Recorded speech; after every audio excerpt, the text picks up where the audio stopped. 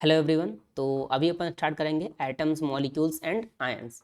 इस चैप्टर में क्या होगा कि हम जो एटम मॉलिक्यूल और आयन से रिलेटेड जो बेसिक टर्म्स हैं उनकी बात करेंगे, जो कि बहुत इंपॉर्टेंट होते हैं। जनता कभी कभी इनको मिस इंटरप्रेट कर जाती है, उनके मतलब को अलग तरीके से समझती है। जैसे एटॉमिक मास और मास नंबर को लोग सेम तरीके से यूज़ करते हैं, या फिर बोलो कि आगे हम पढ़ेंगे कि आइसोटोप्स क्या होते हैं, वो डिफ़र कैसे करते हैं, या फिर मॉलिक्यूल्स क्या होते हैं, एटमिसिटी क्या होती है उनकी, आयंस क्या होते हैं, और आयंस में जो number of electron proton neutron हैं वो कैसे चेंजेस होते हैं। तो यानी कि इनसे रिलेटेड जो भी बेसिक टर्म्स हैं, अगर आपने इन सबको नहीं सुन रखा है तो अभी हम इसमें इंट्रोड्यूस करेंगे। अगर आपने सुन रखा है तो उनको हम बड़े आसानी से, बड़े अच्छे तरीके से समझेंगे। ठीक है, तो आइए स्टार्ट करते हैं एटम से। तो एटम्स क्या होते हैं, होपफुली आपने सुन रखा होगा कि atoms are the basic building blocks of matter. जैसे कि कोई बिल्डिंग है वो ब्रिक्स से या फिर वो लोग ब्लॉक्स से मिलके बनती है, उसी तरीके से जो भी मैटर है दुनिया में वो सब क्या है, वो छोटे छोटे एटम से मिलके बना है। और इसीलिए हम क्या बोलते हैं कि जो एटम है that is basic building block of matter. ये बहुत ही बेसिक डेफिनेशन है, या फिर बोलो कि यहाँ पर हम एटम के केस में हमको डेफिनेशन इतनी इंपॉर्टेंट नहीं लगती है जितनी कि उसके बारे में बहुत सारी बातें हैं जो पता होनी चाहिए। इनफैक्ट जो ये सारी 4-5 बातें होती हैं जो एटम्स के बारे में हमें पता होनी चाहिए, उनमें से ही कोई एक बात को उठाकर लोग क्या कर देते हैं, डेफिनेशन लिख देते हैं। तो हम भी एक डेफिनेशन लिखेंगे एटम की, जो कि होपफुली आपने कहीं सुन रखी होगी, या फिर नहीं सुन रखी है तब भी कोई दिक्कत होगी नहीं। एटम्स क्या होते हैं तो आप बोल सकते हो, एटम बोलो या फिर एटम्स बोलो, तो it is the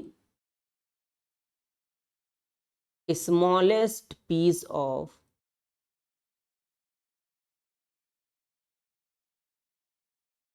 an element.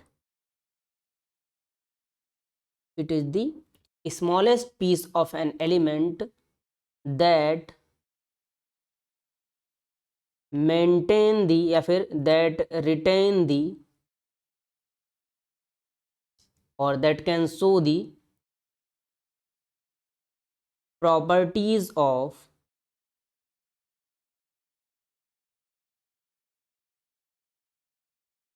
that element।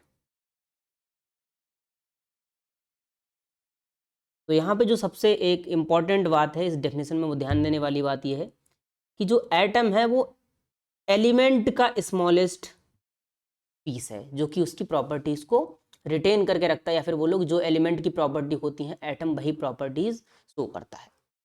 Okay, अब हम आगे बढ़ते हैं। तो आगे बढ़ने से पहले हमें एक चीज़ जान लेनी चाहिए, जो बातें हम अभी करने वाले हैं जिसको हम बोलते हैं डाल्टन्स एटॉमिक थ्योरी, जिसमें एटम के बारे में डाल्टन अंकल ने बहुत सारी बातें कही हैं। एक्चुअली में क्या है, पहले उनसे पहले जो है, अगर हम क्रोनोलॉजिकल ऑर्डर में जाएं तो कुछ लॉज ऑफ केमिकल कॉम्बिनेशन आते हैं, जैसे कि आपने पढ़ रखा होगा या फिर सुन रखा होगा कि law of conservation of mass या फिर लॉ ऑफ कांस्टेंट प्रोपोर्शन। तो इन सारे लॉज के बाद आए थे डाल्टन्स की एटॉमिक थ्योरी। इनफैक्ट डाल्टन की एटॉमिक थ्योरी आई ही थी इन लॉज को एक्सप्लेन करने के लिए कि भाई जो ऐसे होते हैं कि किसी केमिकल रिएक्शन में जो मास है वो कंजर्व रहता है, तो वो क्यों कंजर्व रहता है, इन सारी चीज़ों को एक्सप्लेन करने के लिए डाल्टन ने क्या किया था, एटॉमिक थ्योरी दी थी। तो क्रोनोलॉजिकल ऑर्डर में पहले लॉज ऑफ केमिकल कॉम्बिनेशन आने चाहिए और उसके बाद डाल्टन्स एटॉमिक थ्योरी आनी चाहिए। बट हम थोड़ा सा यहाँ पर उल्टा करेंगे मेरे हिसाब से। अगर हम उल्टा पढ़ेंगे तो हमको समझने में आसानी होगी, वो अलग बात है, क्रोनोलॉजिकल ऑर्डर चेंज हो जाएगा। तो पहले हम पढ़ेंगे डाल्टन्स एटॉमिक थ्योरी और हम बाद में पढ़ेंगे जो लॉज ऑफ केमिकल कॉम्बिनेशन है, और फिर हम समझेंगे कि कैसे जो डाल्टन्स एटॉमिक थ्योरी है उसने हेल्प किया हमको लॉज ऑफ केमिकल कॉम्बिनेशन को समझने के लिए। ठीक है ना, तो हम पहले लिखते हैं Dalton's atomic theory. Dalton's atomic theory, Dalton's atomic theory जो है वो एटम के बारे में कुछ बातें करती है, कुछ बातें हमको बताती है। ठीक है, और इसकी जो पॉइंट्स हैं उनको बोलते हैं पॉस्टुलेट्स।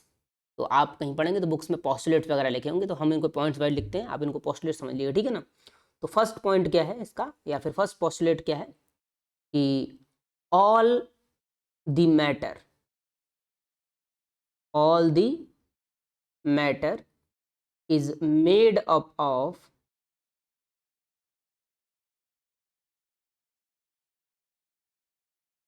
टाइनी, टाइनी का मतलब क्या होता है? Very small. Particles called atoms. तो डाल्टन्स के एटॉमिक थ्योरी का जो पहला पॉइंट है वो कहता है कि दुनिया में जितनी भी चीज़ें हैं वो बहुत ही छोटे छोटे पार्टिकल्स से मिलकर बनी हैं और उन छोटे छोटे पार्टिकल्स को बोलते हैं एटम। दूसरा पॉइंट ये है कि all the atoms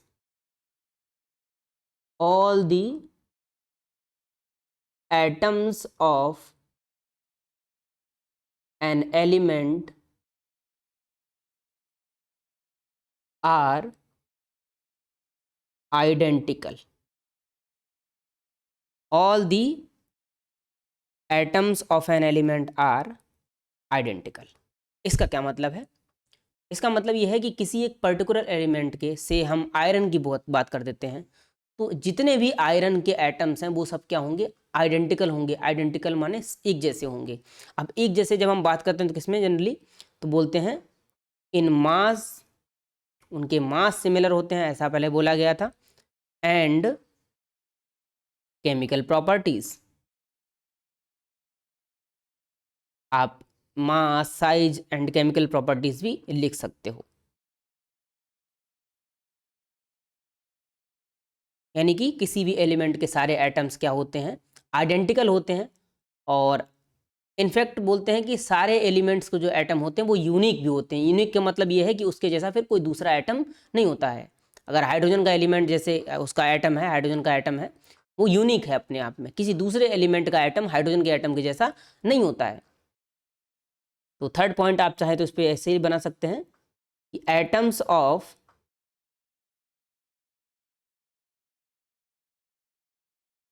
different elements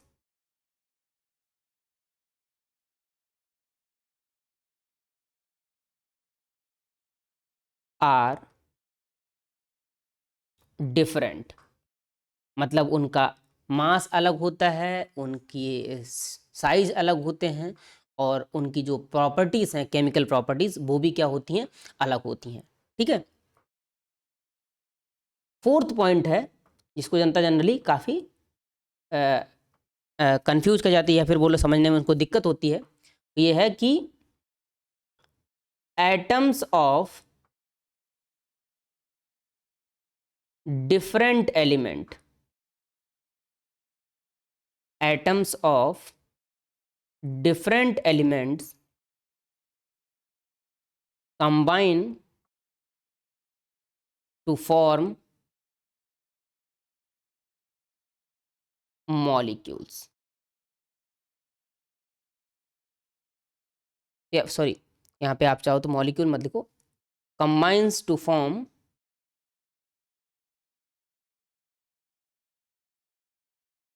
compound. Molecule word अच्छा नहीं रहेगा, कंपाउंड लिखिए। कि जब डिफरेंट एलिमेंट्स के एटम कंबाइन करते हैं तो क्या होता है? जो है कंपाउंड होते हैं वो बनते हैं। तो ये वर्ड ध्यान रखिएगा, अगर सेम एलिमेंट के एटम कंबाइन करेंगे तो कंपाउंड नहीं बनेगा। ठीक है ना? तो इंपॉर्टेंट वर्ड क्या है यहाँ पे? Different elements and compound. जब डिफरेंट एलिमेंट कंबाइन करते हैं, उनके एटम्स कंबाइन करते हैं तो कंपाउंड बनता है। इसमें आगे हम और लिखेंगे कि जब ये कंबाइन करते हैं, यानी कि डिफरेंट एलिमेंट्स के एटम्स कंबाइन करते हैं तो क्या होता है? तो लिखिए यहाँ पर, व्हेन दे डू सो, यानी कि जब ये कंबाइन करते हैं, they combine in ratio of simple whole numbers. Simple whole numbers. अब इसका क्या मतलब है? इसका मतलब ये है कि अच्छा, एक इसको थोड़ा सा और आगे लिखिए फिर हम पूरा समझ लेते हैं एक बार। या फिर इसी को लोग कैसे लिखते हैं? The ratio of also, the ratio of also the ratio of number of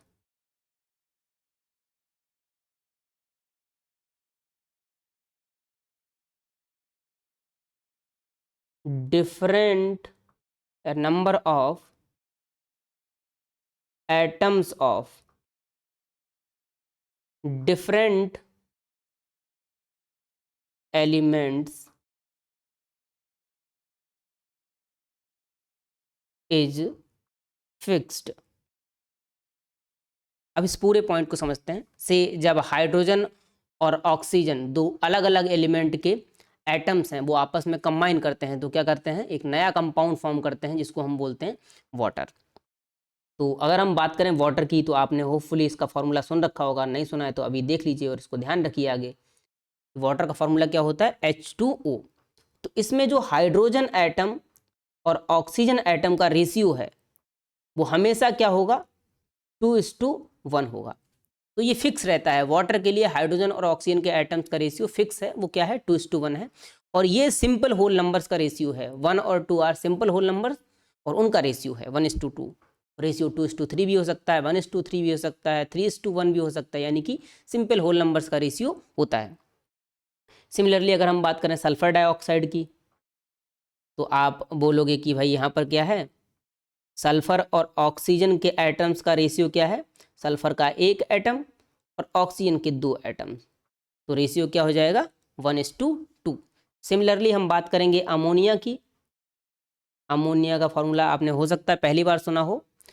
तो अमोनिया में क्या है, नाइट्रोजन और हाइड्रोजन के कॉम्बिनेशन से बनती है। तो यहाँ पर नाइट्रोजन और हाइड्रोजन के एटम का रेशियो आप देख पा रहे हैं, नाइट्रोजन का 1 और हाइड्रोजन के 3 एटम है। तो नाइट्रोजन इस टू हाइड्रोजन के जो एटम का रेशियो है वो क्या है भाई, 1:3 है। तो ये तो हमारा हो गया 4th पॉइंट। और ये फिक्स रहता है अमोनिया का, कहीं दुनिया भर में जहाँ से मर्जी हो वहाँ से सैंपल लाओ, उसमें नाइट्रोजन और हाइड्रोजन की जो एटम्स का रेशियो है वो हमेशा 1:3 रहेगा। 5th पॉइंट है, इसको समझते हैं हम कि atoms can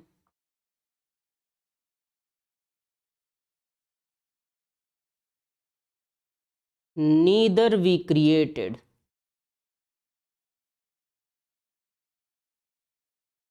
nor be destroyed। Atoms can neither be created nor be destroyed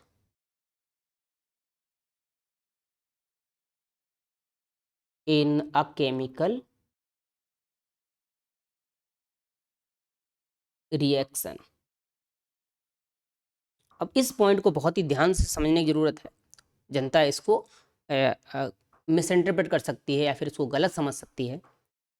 तो ये बोलते हैं कि भाई जो एटम्स हैं उनको हम ना तो क्रिएट कर सकते हैं और ना डिस्ट्रॉय कर सकते हैं। कहाँ पे, एक केमिकल रिएक्शन में। तो यहाँ पे हम केमिकल रिएक्शन जो है उसको हाईलाइट कर देंगे कि भाई केमिकल रिएक्शन में आप एटम्स को ना क्रिएट कर सकते हो ना डिस्ट्रॉय कर सकते हो। हालांकि पहले ऐसा मानना था कि आप एटम्स को ही ना क्रिएट कर सकते हो ना डिस्ट्रॉय कर सकते हो, लेकिन ये जो डाल्टन्स एटॉमिक थ्योरी ये बहुत पहले की है, उसके बाद साइंस ने काफ़ी डेवलपमेंट किया है, ठीक है ना। तो बाद में पता लगा कि हम जो एटम्स हैं उनको क्रिएट भी कर सकते हैं और उनको डिस्ट्रॉय भी कर सकते हैं, लेकिन केमिकल रिएक्शन में नहीं होता है। उसको हम बोलते हैं, अलग रिएक्शन होती है, उनको हम बोलते हैं न्यूक्लियर रिएक्शंस। तो हम उनकी बात अभी नहीं करेंगे, बाद में हम उनकी बात करेंगे। बट अभी के लिए ध्यान रखने वाली बात यह है कि केमिकल रिएक्शन में जो है एटम्स ना क्रिएट होते हैं ना डिस्ट्रॉय होते हैं। तो होता क्या है केमिकल रिएक्शन में भाई, तो आप ये भी लिख लीजिए कि केमिकल रिएक्शन में क्या होता है। In chemical reactions, in chemical reactions only arrangement of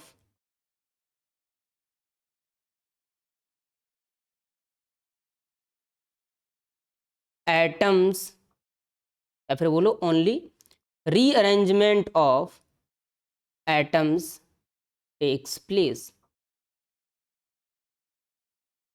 कहने का मतलब क्या है कि केमिकल रिएक्शन से पहले और केमिकल रिएक्शन के बाद में नंबर ऑफ एटम्स तो सेम रहते हैं लेकिन उनका जो अरेंजमेंट है वो चेंज हो जाता है। इसको समझेंगे।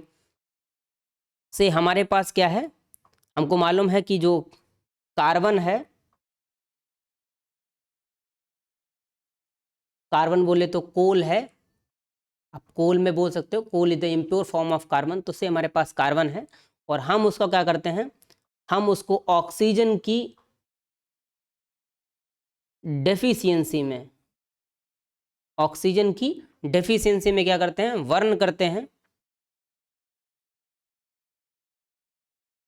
तो क्या होता है, कार्बन डाइऑक्साइड गैस जो होती है वो बनती है, कार्बन डाइऑक्साइड।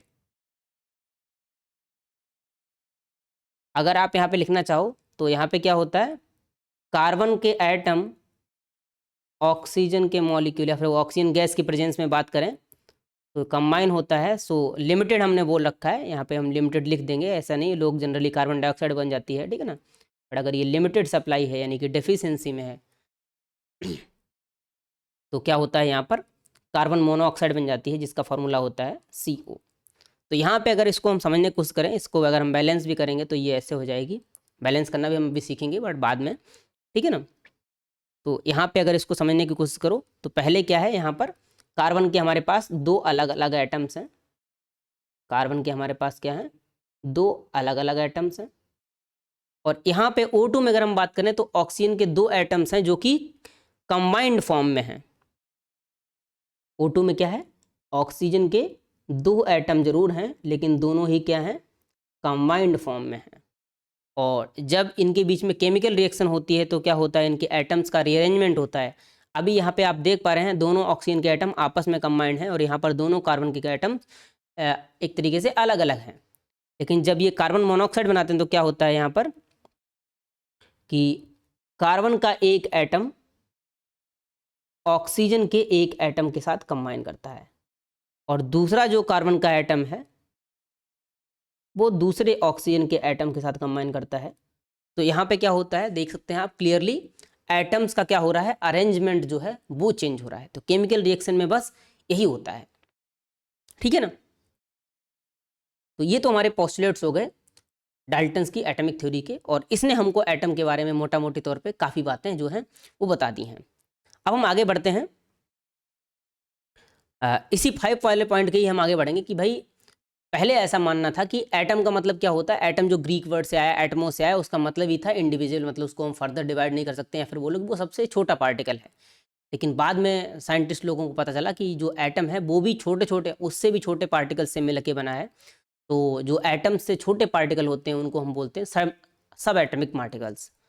तो एटम के जो उनसे छोटे छोटे पार्टिकल हैं या फिर बोलो जिनसे मिलके एटम बनता है वो कौन कौन से होते हैं, तो यहाँ पे हम लिखेंगे सब एटमिक पार्टिकल्स या फिर बोलो composition of atom, composition of atoms. तो आप लिखोगे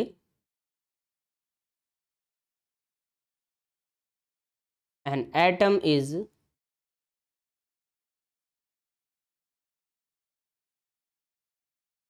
composed of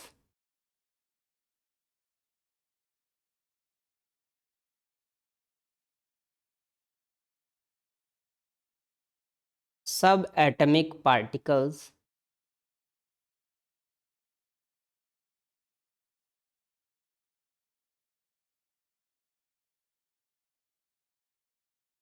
या फिर एटम इज composed of 3 सब एटमिक पार्टिकल। वैसे तो और भी होते हैं बट अभी हम 3 ही सब एटमिक पार्टिकल्स की बात करेंगे, called electron, proton and neutron. तो एटम जो होता है वो 3 छोटे छोटे टाइप के पार्टिकल से मिलकर बनता है जिनको हम बोलते हैं इलेक्ट्रॉन, प्रोटॉन एंड न्यूट्रॉन। तो इलेक्ट्रॉन, प्रोटॉन और न्यूट्रॉन के बारे में कुछ कुछ बातें जो हैं वो हम समझेंगे। जो इलेक्ट्रॉन है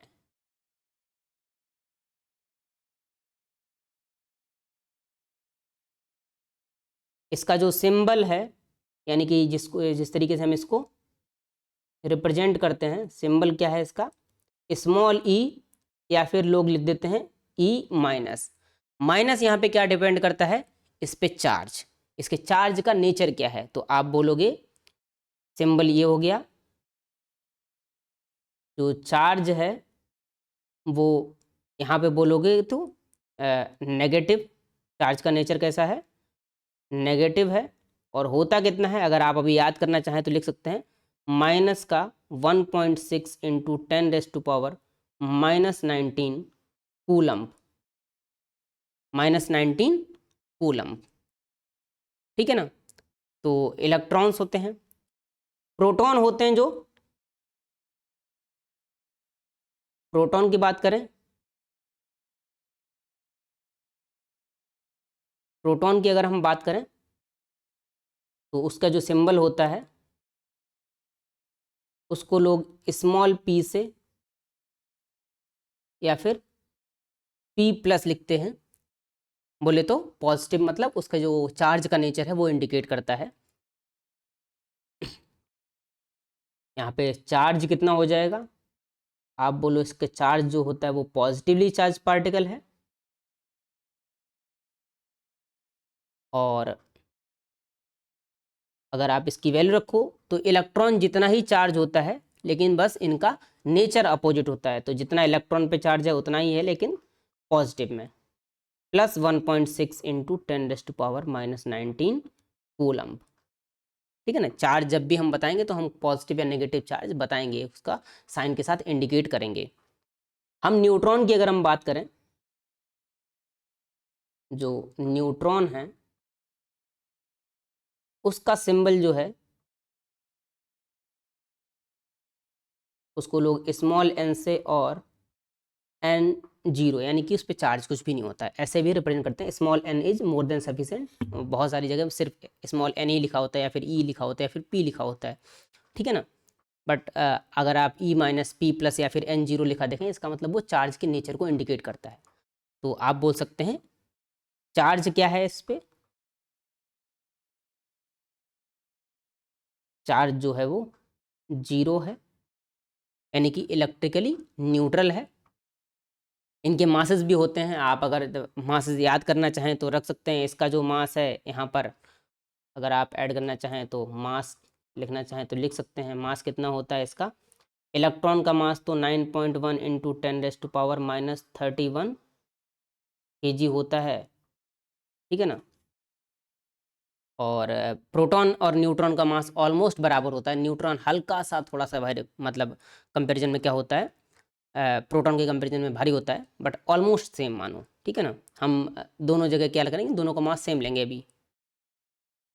तो इसका जो अगर मास है, अगर इसकी आप बात करना चाहें तो ये हो जाएगा 1.67 इंटू 10⁻⁻27 किलोग्राम। और अगर हम न्यूट्रॉन के मास की बात करें तो न्यूट्रॉन का मास क्या है, हम लिखेंगे तो प्रोटॉन के मास के बराबर, क्योंकि बहुत कम इनमें डिफरेंस है, ठीक है ना। तो यहाँ पे लिख दो आप 1.67, 1.6 नहीं 1.67, this is 1.67 into 10⁻⁻27 kilogram. Almost similar हैं, हम अगर डेसिमल से कई आगे पॉइंट पे जाएंगे तो इन पे कुछ डिफरेंस आएगा, क्रिएट होगा, अभी तो सेम है, ठीक है ना। अगर आप यहाँ पे गौर करेंगे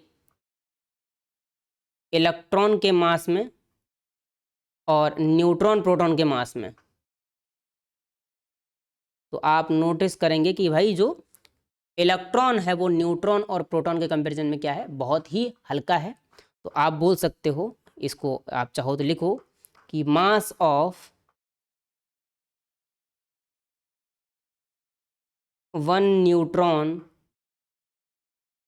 और one proton is nearly equals to mass of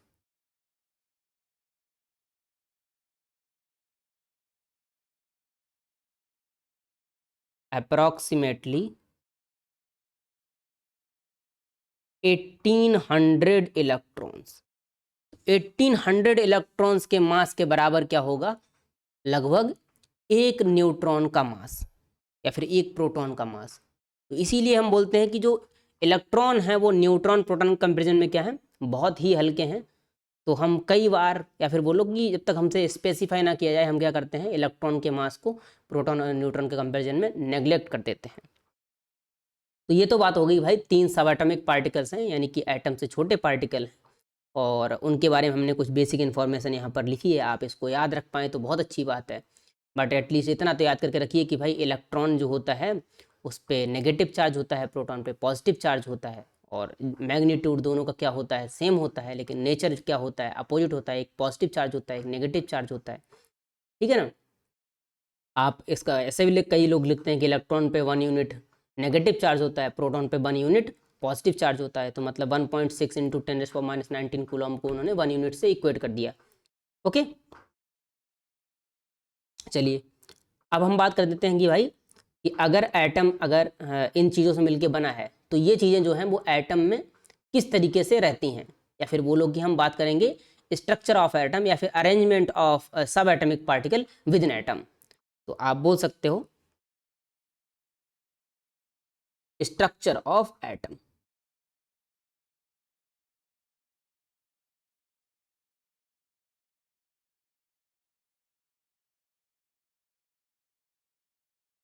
structure of atom क्या है, तो एटम में 2 पार्ट्स होते हैं।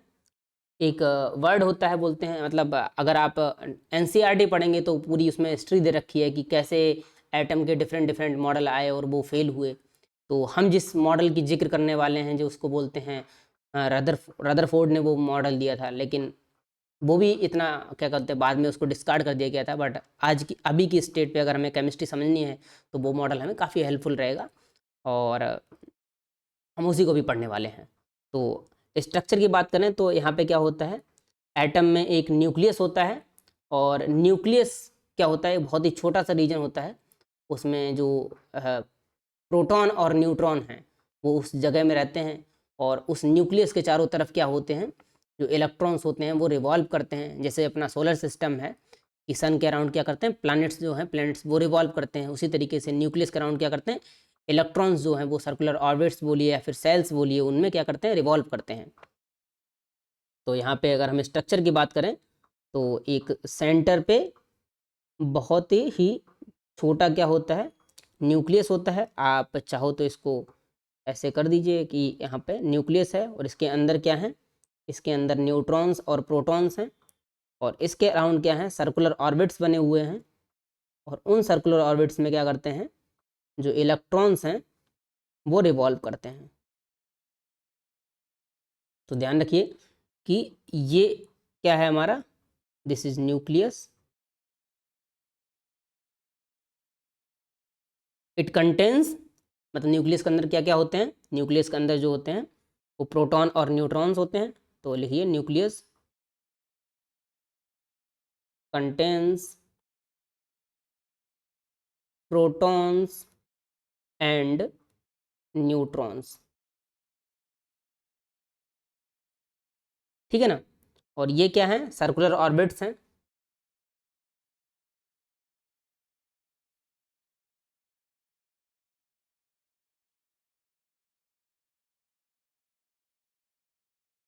Circular orbits in which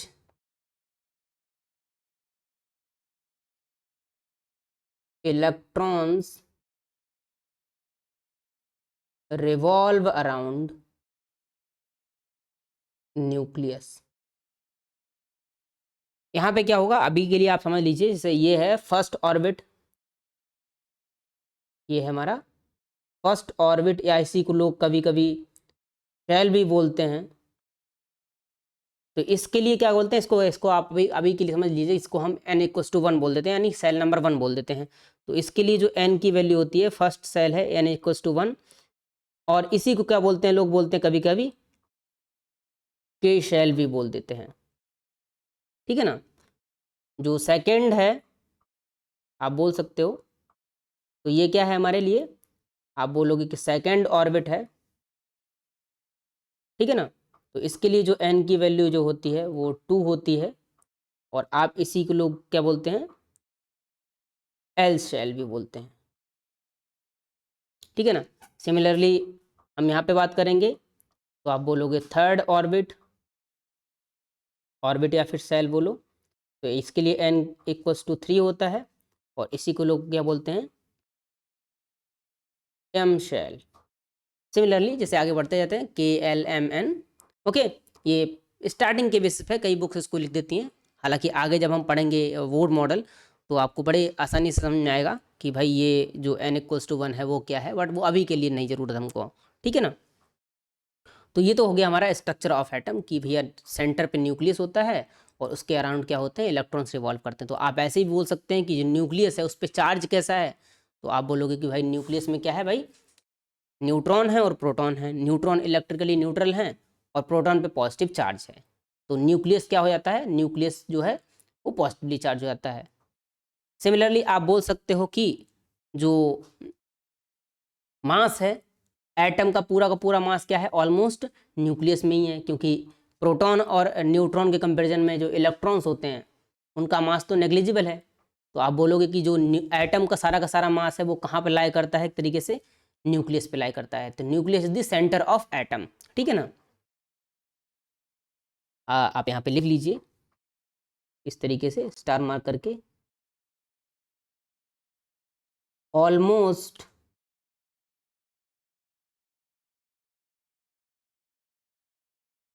all the